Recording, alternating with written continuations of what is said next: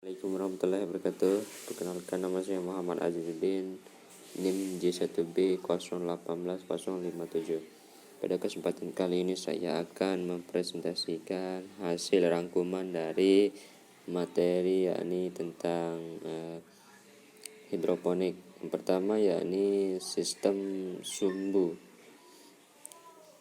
dimana kelebihan dari sistem sumbu ini biaya untuk pembuatannya sangat murah, kemudian bentuk sederhana, serta pembuatannya juga lebih mudah, dan ini sangat cocok bagi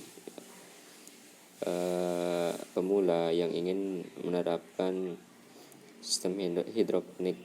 Kemudian untuk frekuensi penambahan nutrisi lebih jarang dikarenakan menggunakan sumbu sebagai media penyalur nutrisinya. Kemudian tidak tergantung pada nutrisi, sehingga biaya yang dikeluarkan relatif lebih murah serta mudah dipindahkan. Untuk kekurangannya, apabila jumlah tanaman hidroponik banyak, maka akan sedikit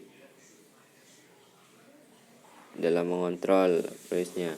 Kemudian yang kedua, hanya cocok untuk jenis tanaman yang tidak memerlukan banyak air, karena kemampuan kapiler sumbu menyalurkan nutrisi sangat terbatas. Kemudian yang kedua itu ada sistem rakit apung, yakni water culture system.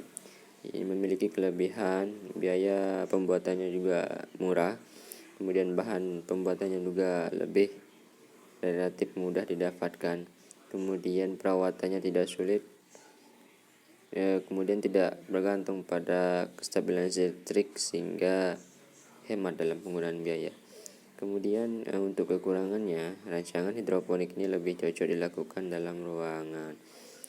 Kemudian yang kedua yakni akar tanaman lebih rentan mengalami pembusukan karena tergantung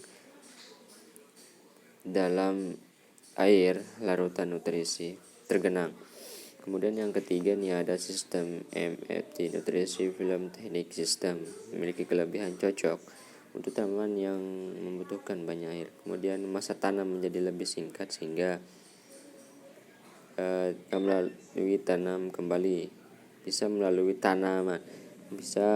melakukan tanam kembali sehingga produksinya tanaman ini bisa berkali-kali seperti itu. Kemudian perawatan, pengontrolan serta pemantauannya lebih mudah. Kemudian aliran stabil sehingga nutrisi yang diterima tanaman hidroponik stabil. Untuk kekurangan sendiri ya ini perlengkapan sistem ini sangat mahal, kemudian tidak cocok untuk pemula. Kemudian bergantung pada listrik serta rentan terhadap penyakit. Dalam hal ini jika satu tanaman terkena penyakit maka yang lain juga akan terkena. Kemudian yang keempat yakni sistem irigasi tetes atau drip irrigation system. Kelebihan memiliki waktu pembuatan nutrisi harus sama dengan umur tanam. Kemudian yang kedua, akar tanaman lebih mudah tumbuh dan berkembang.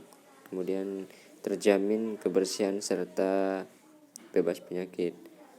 Yang keempat, penggunaan nutrisi dan pupuk yang